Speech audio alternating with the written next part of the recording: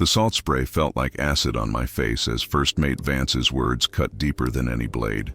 "You're a worthless deckhand, Thorne," he spat, his face inches from mine, a cruel smirk playing on his lips for the whole crew to see. "You'll die on this rust bucket, owning nothing." The metallic tang of shame filled my mouth there on the deck in San Diego Bay. I was just a ghost in greasy overalls to him. But later that night, as the city lights blurred through my angry tears, I saw it. A dark, menacing shape bobbing in the waves. A sealed, military-grade crate, black as pitch, drifting right towards us. My heart hammered against my ribs. It looked like it had been torn from a sinking warship. What would you do? Would you have the courage to get closer? Subscribe and let me know where you're watching from. My name is Silas Thorne. I'm 38 years old, though most days I feel closer to 100. The sea does that to a man. It doesn't just weather your skin. It seeps into your bones, replacing marrow with salt and regret. I've spent my entire life on the water, not as a captain or an officer, but as a ghost in the machine, a deckhand. The guy who coils the ropes, swabs the grime, and stays invisible. My father was a deckhand, and his father before him. We weren't a family of seafarers. We were a dynasty of deck scrubbers, a lineage defined by calloused hands and the permanent stench of diesel fuel. This life wasn't a choice. It was an inheritance, a rusty anchor chaining me to the bottom of the world. And at the bottom, you always have someone standing on your back to get a better view. For me, that someone was First Mate Marcus Vance. Vance wasn't just a superior. He was a connoisseur of cruelty. He had a sixth sense for a man's deepest insecurities and a poet's talent for twisting them into public spectacles. To him, I wasn't a person. I was a tool, and a faulty one at that. He enjoyed reminding me of it every single day. I remember one morning, the sun was barely a crack of orange on the horizon, and I brought him his coffee, just as he liked it, black, bitter, and hot enough to peel paint. He took a sip, his face contorting not in pain from the heat, but in pure, theatrical disgust. He held the mug out, letting the dark liquid slosh over the rim. "Thorne," he said, his voice low enough for only the nearby crew to hear. "Did you brew this with bilge water? It tastes like your ambition."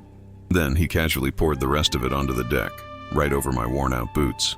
The scalding coffee was a quick, sharp pain, but the snickers from the other men, the way they avoided my eyes afterward, that burn lasted all day. It wasn't always so direct. Sometimes it was more insidious. He'd find ways to undermine my competence, to make me look like a fool in the one place I was supposed to belong. We were securing a new crane to the deck once, a heavy, dangerous job that required precise knots. I threw a double bowline, a knot I could tie in my sleep, strong and secure. Vance walked over, didn't even test it. He just looked at it, then at me, and sighed this long, disappointed sigh that carried across the entire deck. "Honestly, Thorne, it's a miracle you've managed to tie your own shoes for 38 years, he announced to the sky. He untied my perfect knot with a flourish and retied the exact same one, only slower, like he was teaching a child. "This," he said, patting the rope, "is how you stop people from dying. Try to remember that." I just stood there, my hands clenched into fists in my pockets, the shame a hot, metallic taste in my mouth. He hadn't corrected a mistake.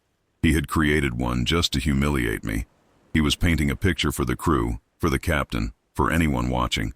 Silas Thorne is worthless. Silas Thorne is a liability. This constant grinding humiliation had a purpose. It kept me in my place. It ensured I'd never ask for a raise, never question an order, never dream of a life beyond this ship. He was the warden, and the sea was my prison. Every day was a carbon copy of the last.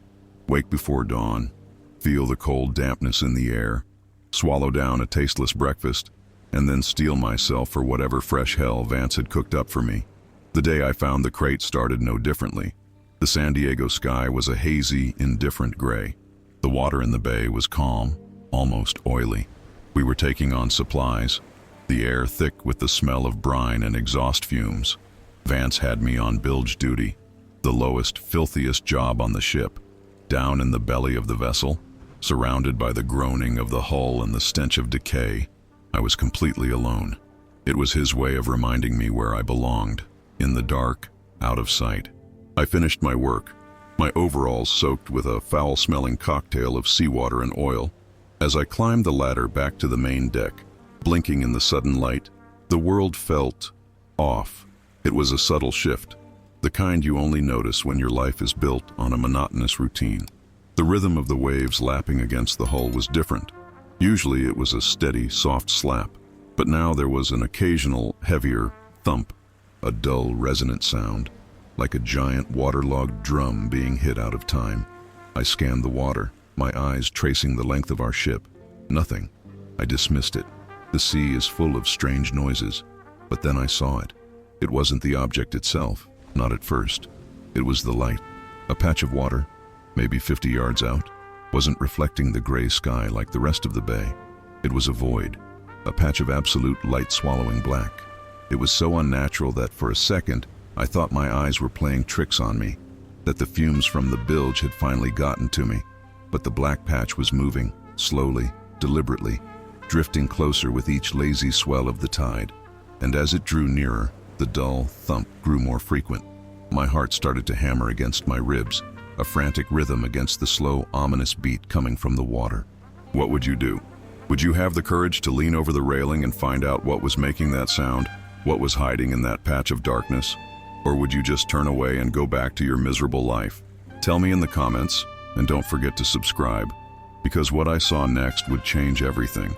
For a full minute, I just stood there, frozen, my knuckles white on the railing. My brain was screaming at me, "Walk away, Thorn. Go below deck, clean your tools, pretend you saw nothing. It's not your business.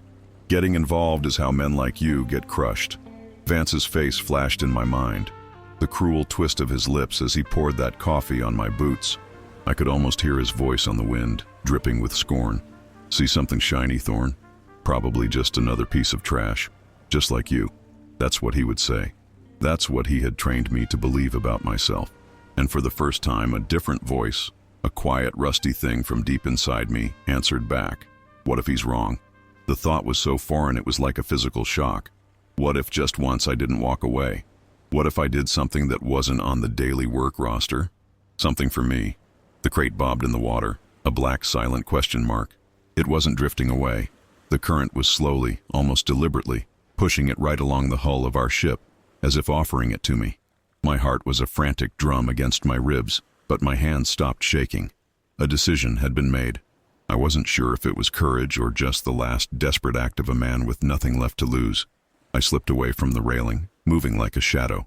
My whole life I'd been trained to be invisible, and now I was using that skill against the very people who had taught it to me. I knew every creak of this ship, every blind spot. The main deck was still a hive of activity, but down here, on the lower service deck, it was mostly deserted. I needed rope and a gaff. In the port side storage locker, the air was thick with the smell of grease and old rope. My hands found a coil of new 3/4-inch nylon line, strong enough to hold a man's weight 10 times over. Then the gaff, a long wooden pole with a vicious-looking steel hook at the end, used for snagging lines or debris from the water. It felt heavy and dangerous in my hands. It was a tool for pulling garbage from the sea. The irony was not lost on me. I crept back to the railing, my heart pounding with a mix of terror and exhilaration. The crate was almost directly below me now. It was bigger than I thought, at least 6 feet long, maybe 4 feet wide.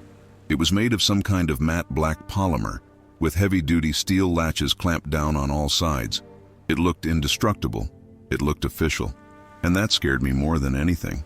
This wasn't a lost piece of luggage. This was something that someone, probably someone very dangerous, was missing. My first cast was a failure. The gaff hook skipped right off the slick surface with a dull clank that sounded like a gunshot in the quiet air. I froze, flattening myself against a stack of pallets, my ears straining for the sound of footsteps, for Vance's booming voice demanding to know what I was doing. Nothing. Just the hum of the ship's generator and the gentle slap of water against the hull. I let out a breath I didn't realize I'd been holding. My palms were slick with sweat. I wiped them on my greasy overalls and tried again. This time I aimed for one of the reinforced steel handles set into the side. The hook caught. The connection sent a jolt up the pole and into my arms. It was on. Now came the hard part. The crate was a dead weight, a monster fighting the pull. I wrapped the rope around a small manual capstan bolted to the deck, a piece of equipment used for minor jobs, something that wouldn't make the noise of the main hydraulic winches. I put my shoulder into it and began to crank. The strain was immense. Every muscle in my back and arms screamed in protest. The winch groaned, a low, metallic complaint that seemed to echo across the bay. With every turn, the crate scraped its way up the rusted steel side of our ship. The sound was like nails on a chalkboard, a sound that screamed, "I am doing something I shouldn't be doing." I kept glancing over my shoulder, expecting to see Vance standing there, a triumphant sneer on his face. The voice in my head was back, and it was screaming, "You fool! You're going to get caught. They'll throw you in prison. You'll lose the one thing you have, this miserable job." But the image of him pouring that coffee, the memory of the crew's snickering, it was like fuel on a fire. I gritted my teeth and cranked harder. The crate was a physical manifestation of all the weight I'd been carrying my whole life. The humiliation, the poverty, the hopelessness, and I was pulling it out of the water. I was claiming it. Finally, with one last gut-wrenching heave, the top edge of the crate cleared the railing. It teetered there for a heart-stopping second before crashing down onto the deck with a heavy, solid thud. I collapsed against the pallets, my chest heaving, my body drenched in sweat. It was done. It was here. Hidden in the shadows of the lower deck, this black monolith sat silent, dripping seawater onto the steel plates. There were no markings, no logos, no serial numbers. It was completely anonymous, and that was somehow the most terrifying thing about it. My hands trembled as I reached out and touched its surface. It was cold, unnervingly smooth. My fingers traced the outline of one of the heavy spring-loaded latches. Opening this would be crossing a line from which there was no return. My old life of quiet misery was on one side of that latch, and on the other, I had no idea. A fortune, a prison sentence, a coffin. My whole body screamed at me to push it back over the side, to let the sea reclaim its secret. But I couldn't. After everything I'd been through, after all the years of being nothing, I had to know. I had to see what was inside the box. That fate, or whatever you want to call it, had floated right to my feet. I wrapped my fingers around the cold steel of the latch. It was incredibly tight. It would take all my strength to open it. Would you have the courage to pull this? To break the seal and face whatever lies on the other side? Let me know in the comments, and be sure to subscribe, because you won't believe what I found when it finally snapped open. My fingers, raw and trembling, closed around the cold, unforgiving steel of the latch. It didn't budge. It felt like it was welded shut, a final insult from a world that had always kept its treasures locked away from me. I repositioned myself, planting my worn-out boots on the deck, and pulled with everything I had. My shoulders screamed. The muscles in my back felt like they were tearing, but I refused to let go. This was it. This was the moment. The memory of Vance's mocking laugh echoed in my ears, and it became fuel. I let out a guttural roar, a sound of pure frustration and desperation that came from a place 38 years deep, and put every ounce of my life's misery into one final violent tug. There was a deafening crack, like a bone snapping, and the latch flew open, slamming against the side of the crate. A faint hiss escaped from the broken seal, the sound of stale, compressed air tasting freedom for the first time in God knows how long. It smelled of plastic, ozone, and something else. Something clean and sterile, like a hospital or a bank vault. I worked my way around the crate, my heart hammering a frantic rhythm against my ribs. One by one, I fought with the other latches. They were easier now that the pressure was gone. With each one that snapped open, the feeling of dread grew. This wasn't excitement, it was pure liquid terror. When the last latch gave way, I hesitated. My hand hovered over the lid, my own reflection staring back at me from the dark matte surface. A ghost in greasy overalls, his face pale and his eyes wide with a fear I'd never known before. I took a deep breath that did nothing to calm me and lifted the lid. It was heavy, far heavier than it should have been, and it opened with a smooth, hydraulic sigh. And then I saw it, and my world, the small, gray, miserable world I knew, simply ceased to exist. It wasn't a chaotic pile of money. It was organized. It was terrifyingly professionally organized. The inside of the crate was lined with dense black foam, and nestled perfectly within custom-cut slots were hundreds upon hundreds of vacuum-sealed bricks of cash. They were wrapped in clear, thick plastic, each one identical, each one perfect. And they were all green. a deep, rich, impossible green that seemed to suck all the light out of the hazy San Diego afternoon. I reached in, my hand shaking so badly I could barely control it, and touched one. It was hard, solid, and cool to the touch. I lifted it out. It was heavier than I expected, a solid block of wealth. Through the plastic, I could see the face of Benjamin Franklin, repeated over and over. $100 bills. Each brick was bound by a simple white paper band. I read the numbers printed on it. $10,000. My breath caught in my throat. I looked back into the crate. It was a mosaic of paper bands and dead presidents. I started counting, my lips moving but no sound coming out. 10 bricks across, 20 bricks deep, and it looked like there were at least 10 layers. 10 times 20 is 200. 200 bricks per layer, times 10 layers. That's 2,000 bricks. My mind, so used to calculating rope lengths and fuel mixtures, struggled to keep up. 2,000 bricks, each one worth $10,000. I dropped the brick I was holding back into the crate as if it had burned me. I stumbled back, my hand over my mouth, a wave of nausea washing over me. 2,000 times 10,000. The number was so big it felt like a lie. $20 million. No, wait, my math was wrong. I looked again, my eyes scanning frantically. It wasn't just 10 layers. The crate was deep, almost 4 feet deep. It had to be at least 20 layers. My blood ran cold. 20 layers. That wasn't 20 million. That was $200 million. $200 million. The words had no meaning. It was a number for governments, for corporations, for gods. Not for a deckhand named Silas Thorne. Thorne, where the hell are you, you useless sack of... Vance's voice cut through my stupor like a hot knife. He was on the deck above, his footsteps echoing on the metal gangway. Panic, cold and absolute, seized me. I slammed the heavy lid shut, the hydraulic arm hissing as it closed. I threw myself at the latches, my fingers fumbling, snapping them closed just as his boots hit the ladder to the lower deck. I spun around, trying to look busy, grabbing a loose coil of rope as he rounded the corner. He stopped dead, his eyes narrowing. There you are, hiding in the shadows as usual. What were you doing? He snarled. I held up the rope. Securing this line, first mate. It was loose. My voice was hoarse, a stranger's voice. He stared at me, his gaze sweeping over the deck and lingering for a fraction of a second on the large black crate. My heart stopped. He looked back at me, a flicker of confusion in his eyes. He was used to me flinching, looking at the deck, mumbling an apology. But I couldn't. I was frozen. I just stared back at him, my mind filled with the image of $200 million. All of his power, all his authority, the years of humiliation he'd heaped on me. It all just evaporated. He was just a man in a clean uniform, a bully on a floating piece of steel. And I had a secret that could buy and sell him 1,000 times over. He must have seen it in my eyes, this sudden absence of fear. His sneer faltered. Well, stop wasting time and get back to work. The bilge pumps need checking. Again. He turned and walked away, but he glanced back over his shoulder one more time, a puzzled, almost wary look on his face. He knew something was different.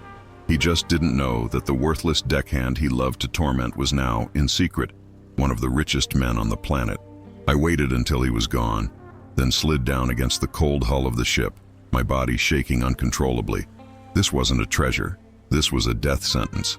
Who loses $200 million? Not an honest man. This had to be cartel money, a black ops payroll, something so dirty that its owners would tear the world apart to get it back. What would you do if you were in my place? Would you push it back into the sea and pretend it never happened? Or would you take the money and run, knowing that every shadow for the rest of your life could be hiding a man with a gun? Let me know your choice in the comments, and subscribe to find out what I did next. For the next 72 hours, I didn't sleep.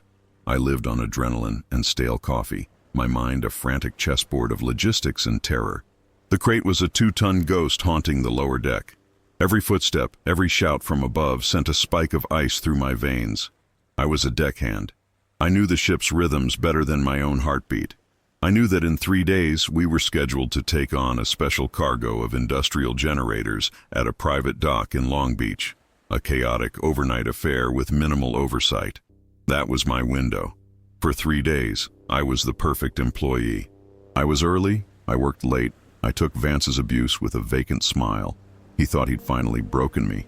He had no idea I was just a shell, and inside, a new man was meticulously planning the heist of the century. The night of the loading was a symphony of chaos, shouting foremen, roaring cranes, the blinding glare of floodlights.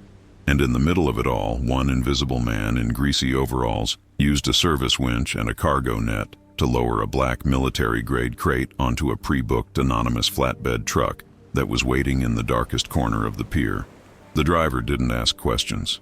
The stack of cash I'd given him beforehand ensured his silence. As the truck pulled away, disappearing into the industrial haze of the city, I felt a piece of my soul go with it. I had crossed the line. There was no going back. Finding someone to handle that much cash was its own nightmare. The underworld doesn't advertise. But sailors hear stories, and I remembered a name whispered in a grimy bar in Singapore years ago. A man in Geneva they called the Alchemist, a financial wizard who could turn black money into legitimate, untraceable gold. It took me a month and half the cash from one of the bricks just to get a meeting. He was a small, neat man in a suit that cost more than my father had earned in his entire life. He didn't ask where the money came from. He simply weighed one of the bricks, tested a bill, and named his price. 40%. A staggering $80 million. I didn't even hesitate. I said yes.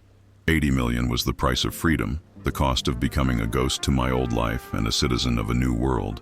2 months later, $120 million, clean as freshly fallen snow, began appearing in a dozen different accounts under a dozen different names in countries I couldn't even point to on a map.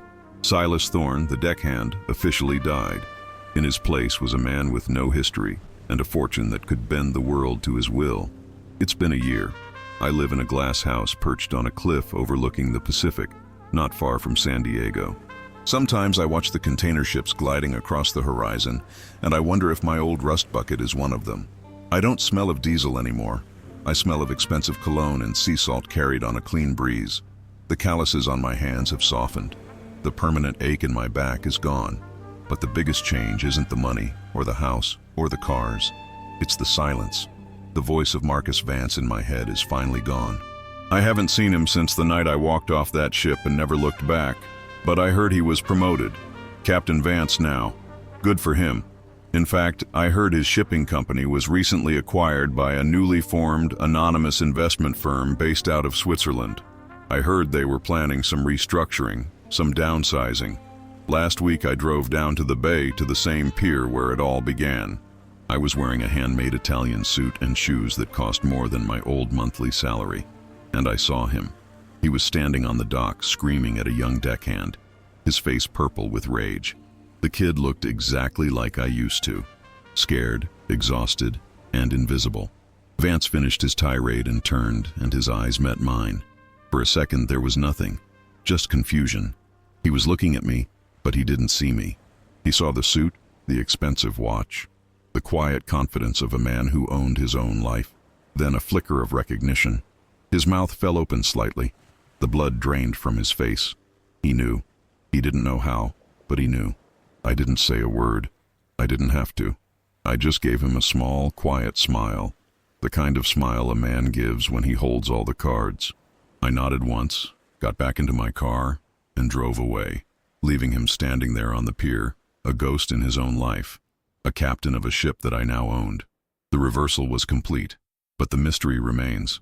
I spent over $1 million hiring the best private investigators in the world. They found nothing. No government agency, no military branch, no international cartel reported a loss of $200 million. The crate's design was a dead end, a custom job with no traceable manufacturer. It was as if it had simply materialized out of the ocean, a gift from a silent, indifferent god. Why me? Why did that crate, against all odds, float directly to the one man on Earth who was broken enough to take the risk? Was it a test, a mistake? Or is there more of it out there, bobbing in the dark water, waiting for another soul to find it? I have everything a man could ever dream of, but every night I look out at that dark ocean and I wonder where it came from, and I wonder if they're still looking for it. What do you think? Do you believe a story like this could even happen? Tell me your theory on where the money came from in the comments below. I read every single one. Subscribe to the channel for more stories you won't hear anywhere else, and let me know where in the world you're watching from tonight.